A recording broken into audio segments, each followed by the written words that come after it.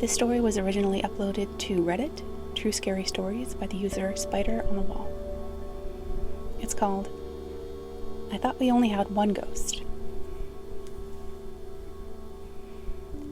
Halloween is coming up, and it had me thinking about a story from when I was younger that I guess I sort of forgot about until recently.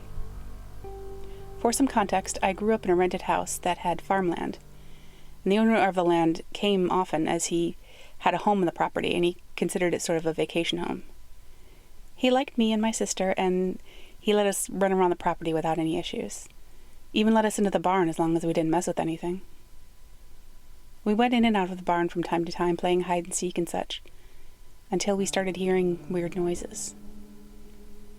My sister was fairly young, and I was the jerk older sister that liked to scare her, so I told her there was a ghost. She pretty much refused to go into the barn after that, at least for a few years. And to be fair, I did think there was a ghost on the property. Sometimes weird things happened without any explanation, like our dog would bark at nothing. The chickens would get spooked randomly. Doors opening and shutting on their own, especially this one gate with a specific type of latch that most of my friends had a hard time figuring out how to open when they came over. To say the least, it didn't just push open. My mom always calls them angels and demons. She's pretty religious, so she refused to call it a ghost. I just called it our ghost. It was harmless. Honestly, it didn't really mess with us in any ways that seemed harmful at all. Sometimes I even thought it was looking out for us. We had cats that ran off from time to time, but somehow always made their way back home. Or when my dad's truck door slammed, making him jump when there was a rattlesnake under his car, basically saving him from getting bitten. The story isn't about that ghost, though. This is about the one I didn't know about until we did something kind of dumb. One week, my cousins were visiting. They liked our property, and I was really into the whole ghost hunting thing, so I told them our barn was haunted. My sister, my cousins, and me all decided to take a ghost hunting trip to the barn at night. We snuck out of the house with some flashlights, my Polaroid, and with my crappy old phone, and headed to the barn. My cousins were rambunctious, to say the least. They both grew up in a household with few rules and kind of got away with a lot. So when they told them not to touch anything in the barn, they didn't listen. As soon as we got inside, they were jumping on the hay and messing around on the old tractor. I tried my best to get them to stop, but they didn't listen, so I gave up fairly quickly. This is an older barn, but it had a second level too, where hay used to be stored. Now it's just basically a big empty space. So we headed up there and sat everyone down. I decided to attempt to talk to the ghost. I figured it would be our harmless ghost that would maybe shut a door or something, but that didn't happen. Nothing happened, actually. I tried to do the whole, if there's anyone here besides us, let yourself be known. And there was nothing. The thing I didn't realize until later is that there was actually nothing. No noise from the road, or no normal animal chatter. It was dead silent. I decided it was a bust, and we would go back to the house and go to sleep. My sister was still in grade school, and she was looking pretty tired, so I started pushing everyone down the stairs. Basically, the last one to leave the upper floor. And that's when I felt a chill go up my spine. I had a really uneasy feeling of being watched.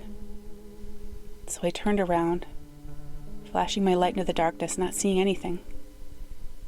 I decided to snap a photo with my Polaroid, as I thought the dark room being illuminated by my flashlight looked kind of creepy and cool. I was in middle school. I wanted to show off that I went to a scary place at night. It's silly, I know. I walked down the stairs behind everyone, shaking the photo for it to develop. One of my cousins was at the bottom of the stairs, stopped with everyone talking about a bug she spotted on the wall or something. I looked at the photo and I stopped in my tracks. I honestly wasn't sure it would develop at all, but it did, and I saw a shadow in the corner that I hadn't seen. It looked like 2 feet poking out in the darkness. I snapped out of it and told everyone to be quiet and just started pushing them out of the barn. They asked me what was wrong, and I told them just shut up, and we all heard the sounds of footsteps above us. It sounded like boots hitting the wooden floors. Honestly, I think we were all too scared to move for a moment. Then that was when they got faster and closer to the stairs. I shoved my cousins and picked my sister up, bolting out of the barn. And I slammed the door, locking it. And I heard a loud thud, and the door shook hard like someone was trying to push against it to shove it open. We all ran like hell. My sister went bawling her eyes out to my dad and waking up both my parents. My mom was upset, but my dad saw how shaken up we all were and sent us off to bed. We were banned from going to the barn anymore because my mom thought we played a trick to scare my little sister. Even she tried to tell them it wasn't a trick, but my mom wasn't having it. In all honesty, I never wanted to go back in that barn. Whatever was in there didn't like guests touching its stuff, and it's clear now we're no longer welcome. Honestly, I have no idea what I encountered, but I know now that there is something else on that farm, and it's evil. I don't know why, but I just had this feeling if I ever stepped foot in there again, I would end up hurt or worse.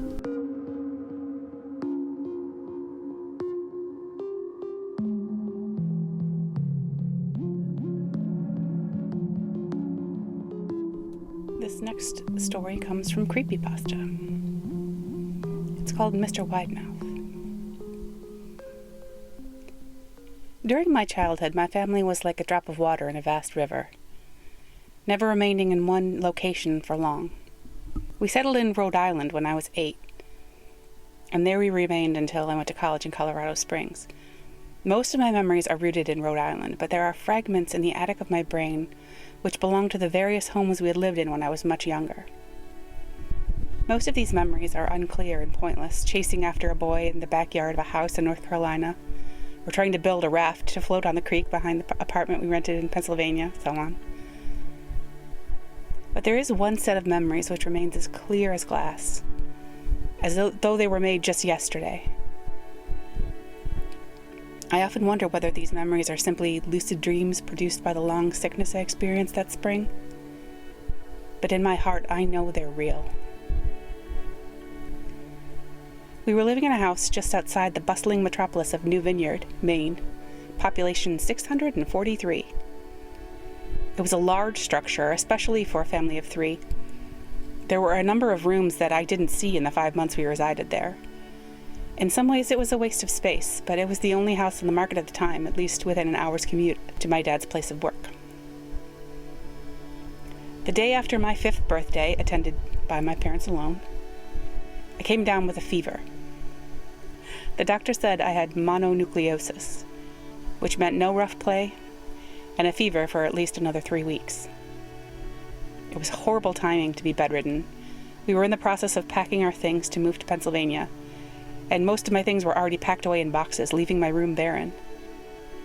My mother brought me ginger ale and books several times a day. These served as my primary form of entertainment for the next few weeks. Boredom was always just around the corner, waiting to rear its ugly head and compound my misery. I don't exactly recall how I met Mr. Widemouth. I think it was about a week after I was diagnosed with mono. My first memory of the small creature was asking him if he had a name. He told me to call him Mr. Widemouth because his mouth was large. In fact, everything about him was large in comparison to his body. His head, his eyes, his crooked ears, but his mouth was by far the largest. "You look kind of like a Furby," I said as he flipped through one of my books. Mr. Widemouth stopped and gave me a puzzled look. "Furby? What's a Furby?" he asked. I shrugged. "You know, the toy, the little robot with the big ears. You can pet and feed them. It's almost like a real pet." "Oh." Mr. Widemouth returned to the book. "You don't need one of those. Those aren't the same as having a real friend." I remember Mr. Widemouth disappearing every time my mother stopped by to check in on me. "I lay under your bed," he explained. "I don't want your parents to see me because I'm afraid they won't let us play anymore." We didn't do much during those first few days. Mr. Widemouth just looked at my books, fascinated by the stories and pictures they contained. The third or fourth morning after I met him, he greeted me with a large smile on his face. "I have a new game we can play," he said. "We have to wait until your mother comes to check on you because she can't see us play. It's a secret game." After my mother delivered more books and soda at the usual time, Mr. Widemouth slipped out from under the bed and tugged my hand. "We have to go to the room at the end of the hallway." I objected at first, as my parents had forbidden me to leave my bed without their permission, but Mr. Widemouth persisted until I gave in. The room in question had no furniture or wallpaper. Its only distinguishing feature was a window opposite the doorway. Mr. Widemouth darted across the room and gave the window a firm push, flinging it open. Then he beckoned me to look out at the ground below. We were on the second story of the house, but it was on a hill, and from this angle the drop was farther than 2 stories due to the incline. "I like to play pretend up here," Mr. Widemouth explained. "I pretend that there's a big, soft trampoline below this window, and I jump. If you pretend hard enough, you bounce back up like a feather. I want you to try." I was a 5-year-old with a fever, so only a hint of skepticism darted through my thoughts as I looked down and considered the possibility. "It's a long drop," I said. "But that's all part of the fun. It wouldn't be fun if it was only a short drop. If it were that way, you may as well just bounce on a real trampoline." I toyed with the idea, picturing myself falling through the thin air to bounce back into the window on something unseen by human eyes. But the realist in me prevailed. "Maybe some other time," I said. "I don't know if I have enough imagination. I could get hurt." Mr. Widemouth's face contorted into a snarl, but only for a moment. Anger gave way to disappointment. "If you say so," he said. He spent the rest of the day under my bed, quiet as a mouse. The following morning, Mr. Widemouth arrived holding a small box. "I want to teach you how to juggle," he said. "Here are some things you can use to practice before I start giving you lessons." I looked at the box. It was full of knives. "My parents will kill me," I shouted, horrified that Mr. Widemouth had brought knives into my room, objects that my parents would never allow me to touch. "I'll be spanked and ground for a year." Mr. Widemouth frowned. "It's fun to juggle with these. I want you to try it." I pushed the box away. "I can't. I'll get in trouble. Knives aren't safe to just throw in the air." Mr. Widemouth's frown deepened into a scowl. He took the box of knives and slid under my bed, remaining there the rest of the day. I began to wonder how often he was under me. I started having trouble sleeping after that. Mr. Widemouth often woke me up at night, saying he'd put a real trampoline under the window, a big one that I couldn't see in the dark. I always declined and tried to go back to sleep, but Mr. Widemouth persisted. Sometimes he stayed by my side until early morning, encouraging me to jump. He wasn't so fun to play with anymore. My mother came to me one morning and told me I had permission to walk around outside. She thought the fresh air would be good for me, especially after being confined to my room for so long. Ecstatic, I put on my sneakers and trotted out the back porch, yearning for the feeling of sun on my face. Mr. Widemouth was waiting for me. "I have something I want you to see," he said. I must have given him a weird look, because then he said, "It's safe, I promise." I followed him to the beginning of the deer trail, which ran through the woods behind the house. "This is an important path," he explained. "I've had a lot of friends about your age, and when they were ready, I took them down this path to a special place. You aren't ready yet, but one day I hope to take you there." I returned to the house, wondering what kind of place lay beyond that trail. 2 weeks after I met Mr. Widemouth, the last load of our things had been packed into a moving truck. I would be in the cab of that truck, sitting next to my father for a long drive to Pennsylvania. I considered telling Mr. Widemouth that I would be leaving, but even at 5 years old, I was beginning to suspect that perhaps this creature's intentions were not to my benefit, despite what he said otherwise. For this reason, I decided to keep my departure a secret. My father and I were in the truck at 4 a.m. He was hoping to make it to Pennsylvania by lunchtime tomorrow with the help of an endless supply of coffee and a 6-pack of energy drinks. He seemed more like a man who was about to run a marathon rather than one who was about to spend 2 days sitting still. "Early enough for you?" he asked. I nodded and placed my head against the window, hoping for some sleep before the sun came up. I felt my father's hand on my shoulder. "This is the last move, I promise. I know it's hard for you, sick as you've been. Once Daddy gets promoted, we can settle down and you can make friends." I opened my eyes as we backed out of the driveway. I saw Mr. Widemouth's silhouette in my bedroom window. He stood motionless until the truck was about to turn onto the main road. He gave a pitiful little wave goodbye, steak knife in hand. I didn't wave back. Years later, I returned to New Vineyard. The piece of land our house had stood on was empty except for the foundation, as the house had burned down a few years after my family left. Out of curiosity, I followed the deer trail that Mr. Widemouth had shown me. Part of me expected him to jump out from behind a tree and scare the living bejesus out of me. But I felt that Mr. Widemouth was gone, somehow tied to the house that no longer existed. The trail ended at the New Vineyard Memorial Cemetery. I noticed that many of the tombstones belonged to children.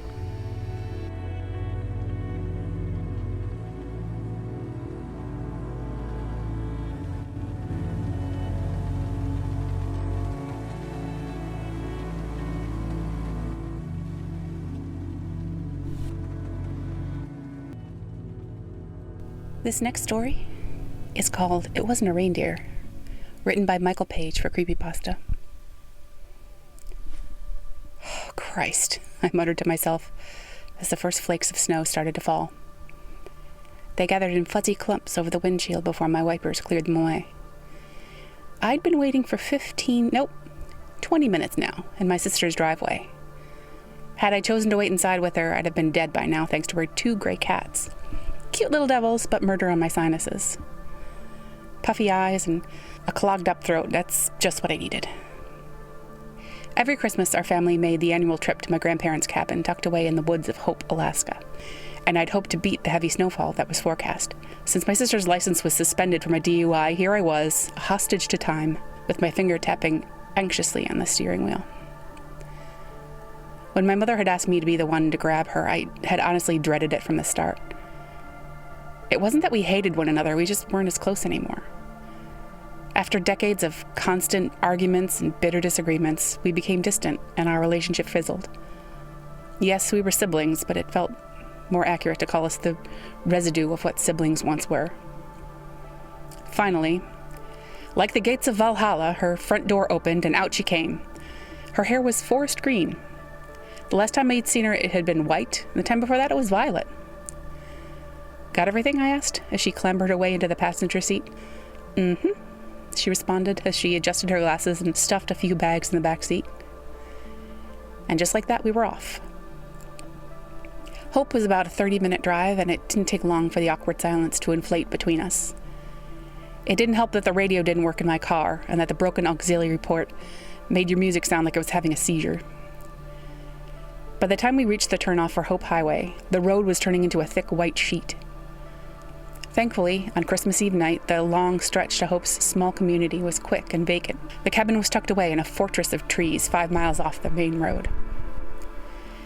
As I made the turn, my sister cracked the window, pulled out a blunt, and lit it with her lighter. "You want a hit?" she asked. Snow crunched beneath us. "Not while I'm driving." "It's a straight path. We're practically there already." She took a drag and blew it out the window. "I just want to focus on this, all right?" She huffed and pushed up her glasses. Well, if you're that worried, maybe slow down a bit then? There was the jab. A piece of bait to lure me into another fight. But I wasn't going to bite, not this time. She could live with us getting there faster. The drive was almost over, and soon I'd be in a warm living room with my feet up, spiked eggnog in my hand, and Bobby Helm's Jingle Bell Rock in the air. I could already hear Uncle Jed spouting off one of his crude jokes. Now, why does Santa Claus have such a big... Dude! My sister shrieked, jabbing her finger in my side and whipping my mind back to the windshield. The car had just finished winding around a thick trail. The large body of a reindeer stood in our path, eyes wide and open and blank. It didn't move as the high beams found it. Snapping into a panic, I twisted the wheel in a desperate swerve. The car veered greasily to the side in a fine spray of slosh. The reindeer, also known as caribou, remained still, even as the bumper soared inches from its nose. We came to a crunching halt off the main path. Jesus, I sighed, blessed with relief. Did we hit it? No, said my sister, leaning out the window to check, while exhaling another plume of smoke. I wound the steering wheel back around and pressed on the gas. The wheels shrilled in place, kicking up globs of sleet, but not moving an inch. Perfect. I unfolded myself from the seat to check it out. The two front tires were caked in black slush and practically swallowed in a mound of snow. I kicked at it, trying to clear off the icy debris from the treads beneath the wheel well. When that tired me out, I started scraping it off with my fingers. "Screw off, Prancer!" I heard my sister call toward the dark silhouette of the reindeer, its antlers like gnarled fingers reaching for the treetops. Then she made a sound kind of like, followed by, "What the fuck?" I looked up from the scrim of snow. The reindeer was now standing tall on both of its hind legs.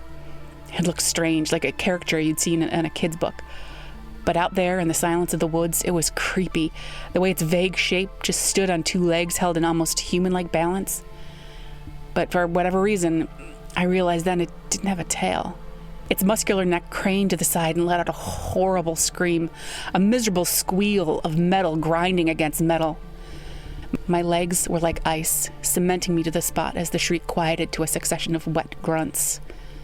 The reindeer dropped down to its original posture and stomped heavily. Puffs of white vapor and strings of snot vented from its nostrils. I was no hunter, but it didn't take a lot to tell when a pissed-off animal was about to charge. I leapt for the driver's seat, pulled the door open, and slammed it shut just as the muffled thud of hooves reached me. Antlers scraped the door as his large body practically flew over the path that I had just been standing in. Fast. Very fast. My sister screamed as the bulk of its frame wound around and charged again, this time shattering the headlights and submerging us in darkness. Just go already, my sister hollered in my ear. I'm trying, god damn it. The wheels continued to spin helplessly. We were trapped. The creature charged again, this time nailing the window. A cobweb of cracks bloomed near my sister's head. I searched for anything, literally anything that I could use as a weapon. I was never really a gun enthusiast, but at that moment I'd have shaved my head and joined the secular monks if it meant having a Glock in my hand right then and there. After rattling the car once more, the reindeer finally appeared to lose interest and disappeared amidst the cluster of trees. Granted some time to breathe and think, we called our dad and told him about the situation. He was going to come down in his pickup and get us unstuck. I looked over at my sister, who was taking long and steady breaths between her fingers. Are you all right? What do you think? I told you to slow down. Another jab, and this time I wasn't going to have it. You know what? You want to be useful? Why don't you get out and push? No, you don't want to? Oh, then shut the hell up. I don't need it right now. She said nothing, and neither did I, returning once again to the pocket of silence that our relationship succumbed to. The sooner Dad's headlights peaked in the distance, the better. Suddenly she rolled the window down. What are you doing? I asked. Shh. Just listen. Humoring her, I waited, and sure enough, the sound reached me too. The quiet voice of a little girl coming from outside. Somebody?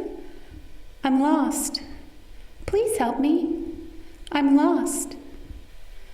My sister unlocked the door and motioned to open it. I grabbed her wrist. What are you doing? There's someone out there. Just wait a second. Somebody. It's weird, isn't it? I'm lost. The voice continued to whine, choking between sobs and pleading for someone, anyone, to help her. I didn't like the way it sounded. The same lasting drawl between words, the same weeping sounds like someone was hitting repeat on a speaker. Something wasn't right, and my instincts were hoisting red flags left and right. I'm lost. Then my sister looked at me, Help me. her expression warped into shock. She flung back, pinning both shoulders against the interior. Things that sounded like words bubbled up but didn't quite make it out of her throat. I turned and saw what she was looking at, and what was looking at me. It had the face of a man, surrounded by the mottled fur of a caribou's body. The skin was mummified brown, wound tight around its long skull, old, crinkled leather. Snowflakes landed on its wide, expressionless eyes and melted into the dark membranes of its pupils. It circled the car, bobbing its antlers and fogging up the windows as it peered inside. My heart shook the walls of my throat. I locked eyes with my sister, unable to say anything beyond the sheer disbelief. I should have grabbed my phone, snapped a photo, recorded video, anything, but my thoughts were jangled. It then let out that same horrible scream, but I didn't see its tight, contorted lips open. The sound was coming from its neck.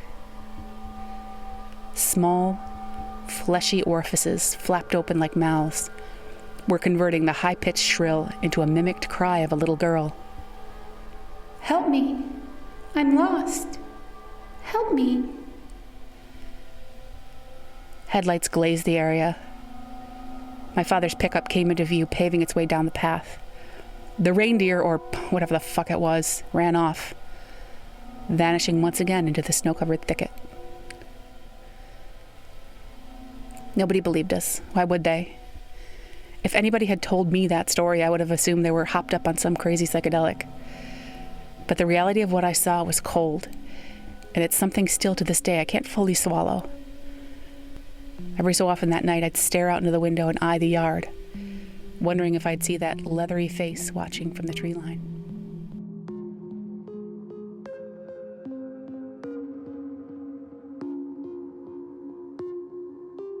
Thanks so much for listening. I'm the Paranormal Activity. Have a wonderful, happy Halloween. I'll catch you in the next one.